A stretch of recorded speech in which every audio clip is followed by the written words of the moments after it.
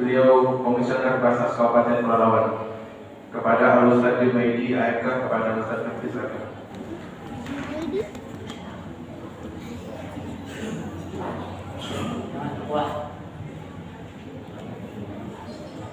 Bismillahirrahmanirrahim. Assalamualaikum warahmatullahi wabarakatuh.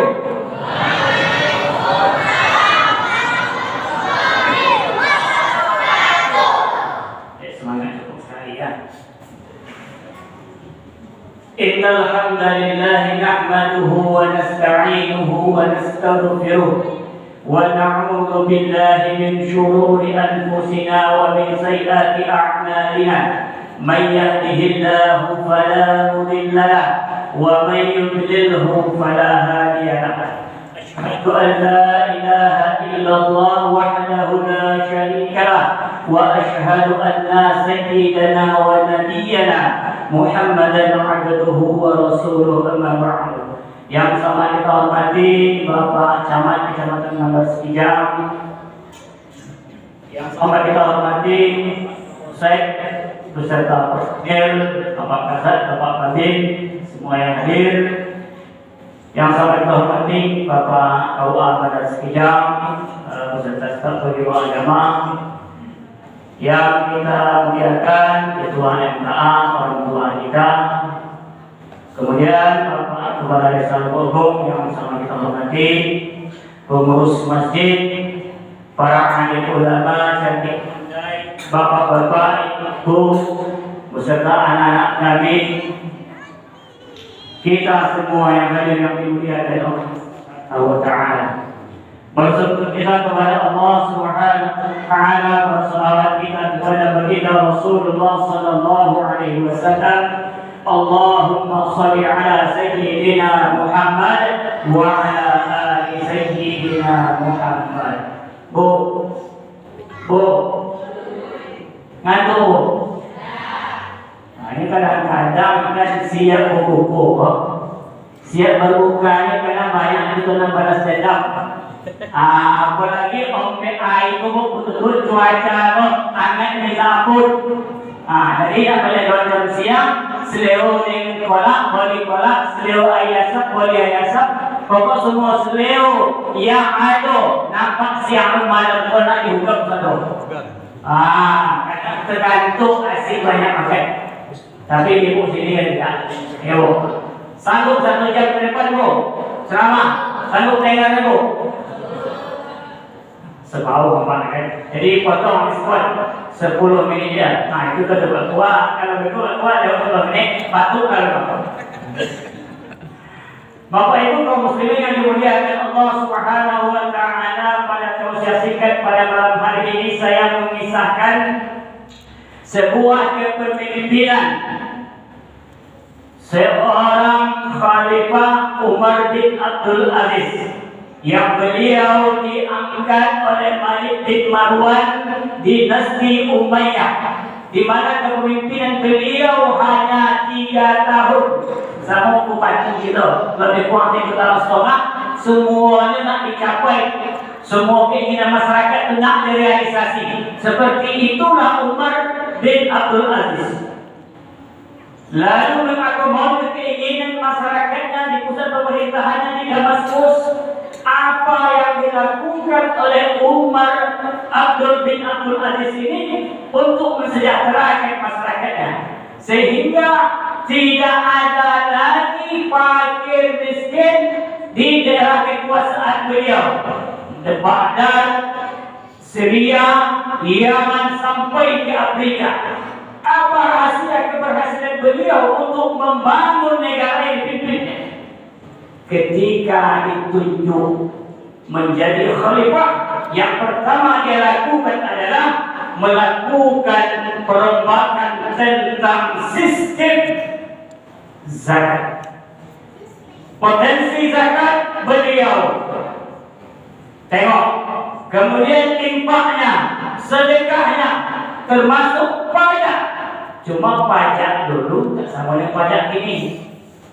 Kalau dulu itu pajak memang betul-betul menghasilkan Boleh kalau kini kan kepala desa kan sakit kepala. Boleh memberi bantuan untuk belanja 100.000, pajak konon 20%. Camat pun mau SPJ laporan ini, tak sampai duit segitu ni.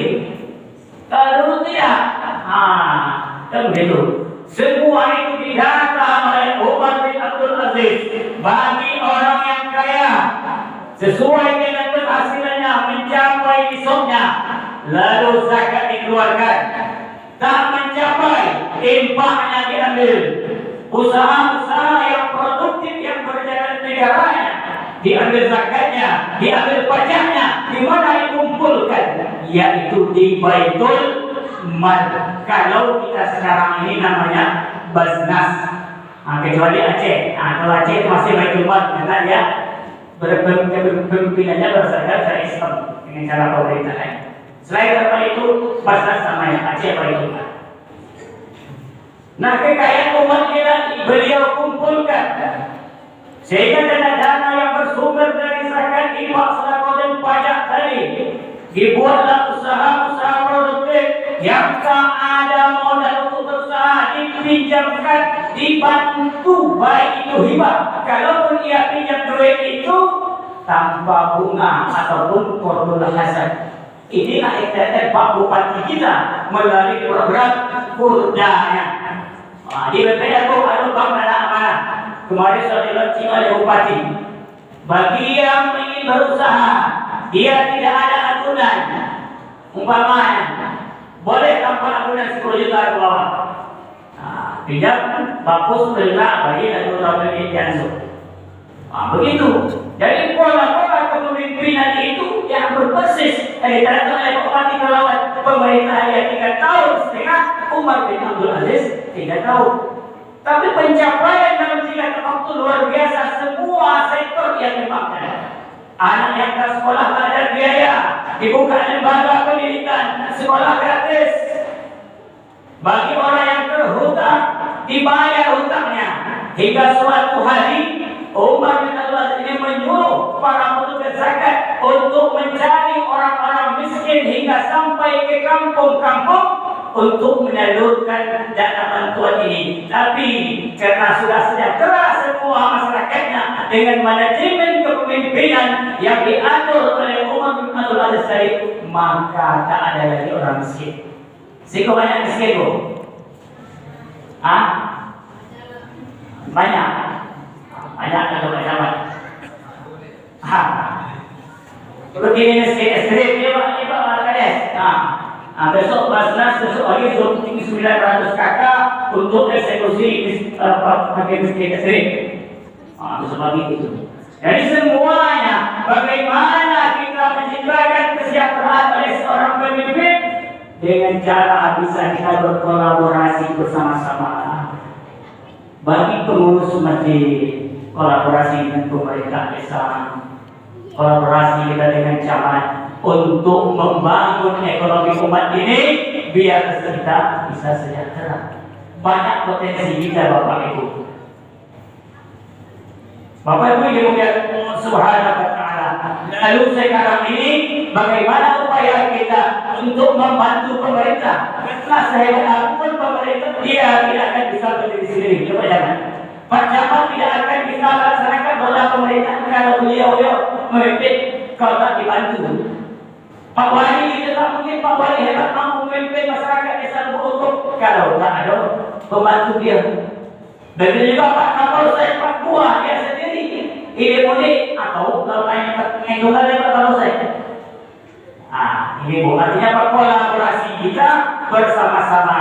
Jadi makanya salah satunya yang hari ini solusi untuk umat ini, untuk kampung kita dalam membantu pemerintah untuk pengentasan kemiskinan, yaitu dengan cara zakat mal ini kita kumpulkan bersama-sama di dalam satu tempat, di dalam lembaga namanya Basnas, lembaga pemerintah non-struktural yang diamanahkan oleh undang-undang untuk mengumpul, menyalurkan aset-aset umat Islam ini sehingga nanti bisa mencapai masyarakat yang sejahtera. sejahtera sebagaimana yang diharapkan.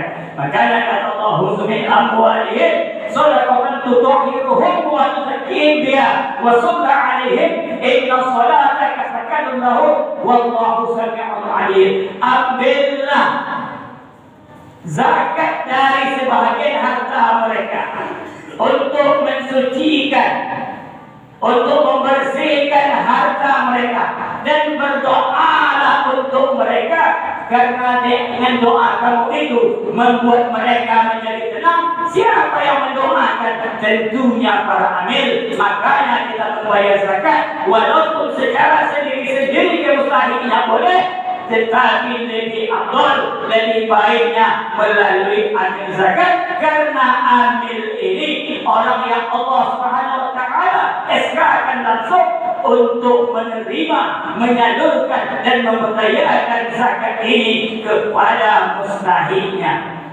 Nah, ini jadi besok bayar zakat melalui amil yang ditunjuk di masjid sini. Jangan main soal-soal, tak nampak gitu.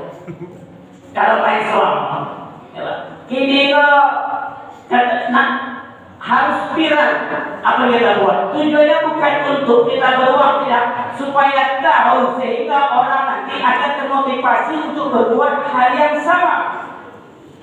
Nah, kayak gitu. Jadi zakat kita mari pola yang kita ubah.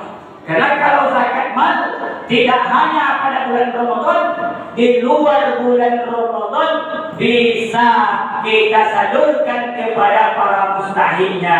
Kalau zakat fitrah diterima bulan Ramadan, dibayar ketika bulan Ramadan, disalurkan pada bulan Ramadan, lewat di luar bulan Ramadan, bukannya tidak sah, tetapi terhitung sedekah biasa. Oke, itu berarti sama tak lagi zakat. Ibu ya, Bapak Ibu yang muliakan Allah, batu ada nampaknya masih sebulan itu. Seperti itu lah. Jadi Ibu ya, Bapak Ibu yang muliakan Allah Subhanahu wa taala, mari sama-sama kita masyarakat, pemerintah kita bersatu padu untuk membangun kampung kita ini. Bagaimana kedamaian tercipta di kampung kita? Kalaulah kampung kita ini tenang, aman dan damai, maka Allah akan mencurahkan barokahnya untuk kampung kita ini. Baik itu barokah di dalam bentuk rezeki yang Allah turunkan dari langit, Allah keluarkan dari bumi.